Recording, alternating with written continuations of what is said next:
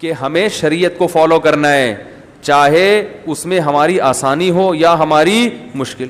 بعض شریعت میں ایسے کام ہیں کہ وہ ہیں بھی مزیدار اور شریعت میں ان کی ترغیب بھی ہے.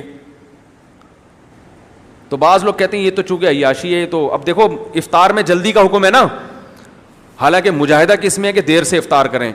اب آپ جو صبر کر کے دیر سے افطار کریں اور جو کہیں نہیں میں تو ابھی فوراً افطار کروں گا، تو ثواب کس کو ملے گا؟ ہے بھائی فوراً افطار کرنے والے. بغیر سحری کے روزہ رکھنا زیادہ مشکل ہے نا، اور سحری کے ساتھ آسان ہے، لیکن ثواب زیادہ کس میں ہے؟ سحری میں. سحری کے ساتھ روزہ رکھو. تو اپنے آپ کو ایسی مشکلات میں ڈالنا جس کا شریعت نے حکم نہیں دیا ہے، اس سے کوئی ثواب نہیں ملتا. اسی میں 4 شادیاں بھی ہیں. یہ ایک ایسا کام ہے جس کو لوگ عیاشی کہتے ہیں، جس کو لوگ کہتے ہیں تو مزے اڑانے والی بات ہو گئی. تو بھائی اگر حقوق پورے کر رہے ہو نا تو یہ ایسے مزے ہیں جس پہ ثواب بھی ملتا ہے. اس میں جو صبر کر رہا ہے نا کہ نہیں، تو اس کو کوئی گناہ تو نہیں مل رہا لیکن ثواب بھی نہیں مل رہا. صحیح ہے نا؟ کیونکہ اسلام نے ترغیب اس لیے دی ہے 4 شادیوں کی، بشرطے کہ عدل بھی کرے، حقوق بھی ادا کرے. اس لیے کہ اس میں آپ کو بھی اگرچہ زندگی آپ کی بھی اچھی بن جاتی ہے اور آپ کا بھی فائدہ ہے، لیکن سامنے والے کو بھی تو فائدہ ہے نا. 4 عورتوں کی کفالت بھی تو ہو جاتی ہے، ان کی روٹی پانی کا انتظام ہو جاتا ہے، ان کے زنا سے بچنے کا انتظام. اس لیے شریعت نے کہا یہ مزے اگر کوئی اڑانا چاہتا ہے لیکن حقوق پورے کرے تو اڑا لے. ہماری طرف سے نہ صرف پابندی نہیں بلکہ ثواب ملے گا. ہاں محلے والوں کو تکلیف ہو رہی ہے، چمونی آپا کو تکلیف ہو رہی ہے تو ان کو ہونے دو. بعض لوگوں کو ہو رہی ہوتی ہے جن کا نہ کوئی واسطہ، وہ کہتے ہیں پتہ نہیں یہ مولوی نے کتنی شادیاں کیوں کی ہیں، پتہ نہیں ہے اس نے اتنی شادیاں کیوں. تم سے پیسے لے کے تھوڑی کی ہیں اس نے. اور زیادہ تکلیف پتہ کب ہو گئی؟ جب کوئی آدمی کسی خوبصورت لڑکی سے شادی کر لے نا دوسری، اس پہ تو کوہرام مچ جاتا ہے. اس پہ کہتے ہیں ابے کرنی تھی تو کسی بیوہ سے کرتے.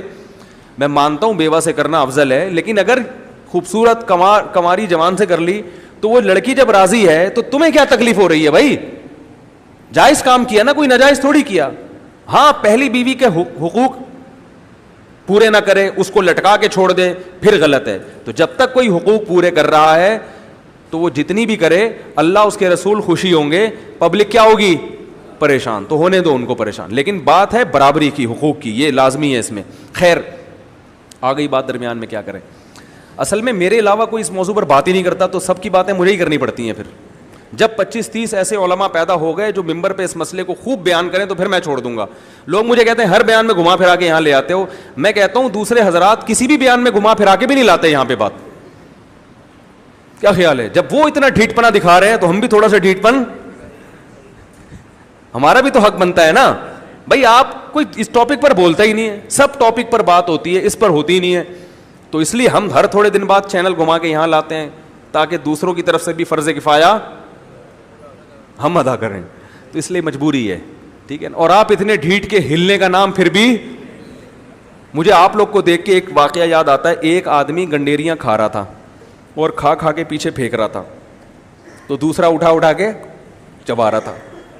کافی دیر ہو گئی تو اس آدمی نے اس چوسنے والے کو کہا کہ کمبخت، شرم نہیں آتی، کنجوس، میری چوسی ہوئی گنڈیریاں چوس رہا ہے. تو اس نے کہا کہ کنجوس تو ہے، ایک قطرہ بھی رس نہیں چھوڑ رہا اس کے اندر. کہہ رہے میں کھا رہا ہوں ایک قطرہ بھی نہیں آتا، 10 بھی گنڈیری کھا رہا ہوں مگر ایک قطرہ بھی.